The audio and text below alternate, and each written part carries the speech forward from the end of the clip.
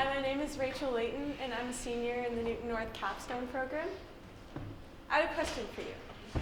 How far are you from the best tennis players in the world? Well, maybe not as far as you think. In other sports, there are easy ways of knowing how far you are from the best. For example, in golf, there's a handicap system that basically gives you a number or rating based on your results. Since golf is an individual sport, and you can calculate your handicap on your own based on how you performed versus the standard par, it's easier to determine a rating. However, in tennis, all your results are based on how you did against other people, which is a little bit more complicated. So I've been playing tennis since I was 8 years old, and I've been playing tournaments since I was 10 years old. I've been involved in the USTA junior tournament circuit and in high school tennis.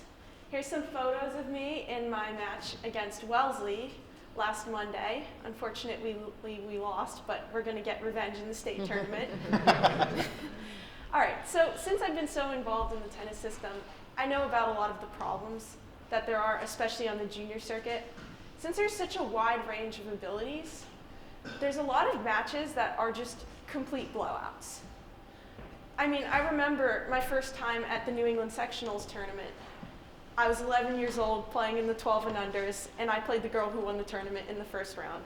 And I lost 6-0, 6-0. Now you can imagine somebody wanting to quit tennis after losing like that.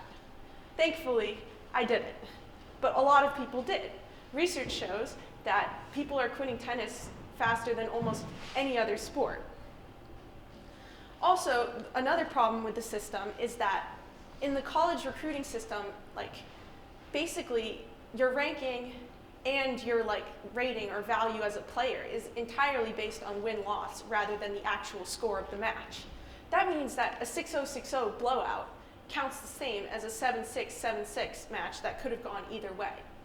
So basically, either way, it just depends whether you win or you lose, which, to be honest, I think is kind of unfair.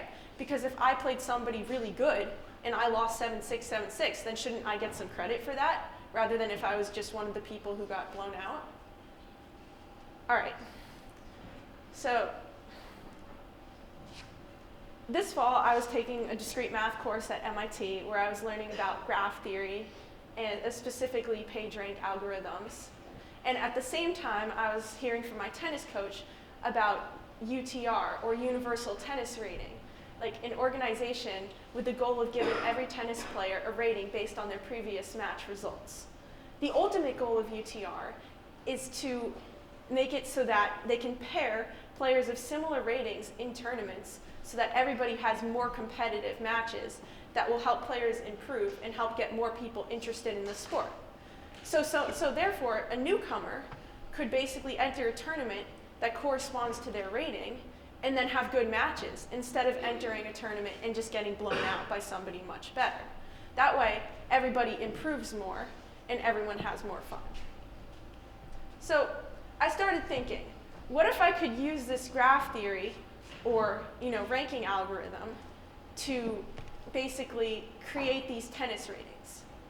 Now, UTR has a system that does it, but I thought that I could create my own and see if I could do any better or make some new discoveries. All right, so I'm going to talk about the basics of graph theory. It's not the same graph that you would learn about in your algebra class. In fact, I think it's actually a bit simpler. A graph is basically just some points called vertices and some edges that connect these some lines that connect these points called edges. Right? Okay. Now, a directed graph is just the same thing as a graph, except the edges point to the vertices, so you know which way each edge is going. Now, finally, a Pagerank graph is a type of directed graph. Now, the Pagerank graph was first created by Google to rank pages based on their importance or the number of hits they have from other pages of certain values. So basically how it works is, so when you type in a Google search, and the first page that comes up is always the most visited page. Well, actually, it's the most It's a page that has the most other pages of high value that reference it. So say like page A is here and page B is here. If page B has a high value and page B references page A, then page A gets a fraction of page B's value. So that page A will then also have a high value. All right, so I was like, you can also use an algorithm like this to record tennis matches. I'm sure that many of you watched the Australian Open final in January. In the final, Federer defeated Nadal 6-3, 3-6, 6-1, 3-6, 6-3, or 24 games to 20 games, a very close match. So basically, if we consider Federer a node on the left and Nadal a node on the right, then we can basically say we can weight edges, directed edges of a graph, by putting certain values on them, and or 24 games and 20 games, and then have Nadal transfer that value to Federer, and Federer transfer that value to Nadal. So Federer gets a net gain of 4 in his value, which can determine his rating. All right, so basically what happens there is that Federer gets more than Nadal because he won, but he doesn't get that much more because it was a close match. So this is a better system because it accounts for the actual score of the match rather than just the result. All right, so for my class, I knew about the graph theory that was involved behind making an algorithm like this, but I didn't know enough about the linear algebra that would be involved in actually coding this algorithm and allowing a computer to do the math for me, which you need to do. Which brings us to The Matrix. As much as I love a good sci-fi movie, unfortunately I'm not talking about that Matrix. Yeah, this matrix. All right, so a mathematical matrix is basically just a grid of values. So look up there. We have an n by m matrix. That means that there are n columns and n columns and m rows. So what happens is, say I wanted to identify a value in this matrix. I would give it the name ij if it's in the ith row in the jth column. So there's a way of identifying every value in a matrix. Now there's a way, basically, using a matrix vector. There's also, a vector, first off, is basically the same thing as a matrix, except it's just like one row or one column, depending on which way you draw it.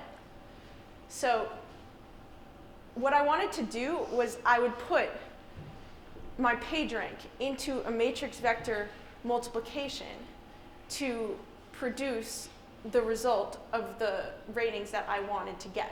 So in this process, the matrix took all the match data and basically the games lost to another player. So if I had ij in the entry, I would put the games lost from that player I lost to player j. Then the vector, which I don't know the vector quite yet, I had to solve for that. That would represent the actual tennis ratings. Now, I did a neat little trick with this. So what I did with the matrix is once I created it, I did something called normalizing it. And when you normalize a matrix, you just make the sum of all the columns 1. And what that does is it makes it so that when you multiply by a vector, you get the same vector. So that's just it's called the Eigenvector. So there exists a vector that when you multiply by that vector, you get the same vector. So what I tried to do is, since I made all the sum 1, I could solve for the vector and get the actual tennis ratings. Then, after that, with each update, I could reload my matrix with the new match results, and then multiply by the vector with the old ratings to get new ratings for every player, and so on. All right, I was really excited for this internship. I was like, I'm going to be at MIT. I'm going there next year. It's going to be so much fun. I'll get experience. I'm going to shop at the Coop and eat in Kendall Square. It was going to be awesome. Well, it didn't exactly work out like that. I spent most of my days looking at this and writing this, which, to be honest, wasn't the most fun thing. Basically taught me why I want to be a math major and not a computer science major, and I want to focus on the more theoretical side of things. I made a lot of novice mistakes since I had to learn how to code for this project, like typing my code into Python directly, which was not smart because then when I made a mistake, I would lose everything within the loop that I was working on. Okay, so I know that when I go to MIT next year, I definitely want to focus on the math and theoretical side of computer science and not the more, not the coding and practical side, even though it was definitely a valuable skill to learn for the future. All right, so I did get some results. Here's Roger Federer's player profile. And his UTR was 16, which is the highest rating since it's on a scale from 1 to 16. My UTR was 8, which makes sense since I'm probably not even half as good as Roger Federer. An interesting thing that came out of my research were the Federer and Serena numbers. Depending on whether you're a boy or a girl, since people of the opposite sex do not play each other in official matches in singles, you can get a number that tells you how many matches away you are from either Federer or Serena, which is really cool. So, for example, Federer would have a Federer number of 0 because he's Federer, and Nadal would have a Federer number of 1 because he's 1 match away from Federer. He's played him. Now, interestingly, my official Serena number is 4, which means I'm only 4 official matches away from Serena, which is pretty cool. And my unofficial Federer number is 4. It's unofficial because I didn't officially play my brother, but I have, so I count it. So in the future, I'm thinking that I want to write a code that will calculate the Federer and Serena numbers and basically, make a site or an app that will let people know how far they are from the best. And it will answer the question that I asked at the beginning. How far are you from the best? Well, I guess not that far.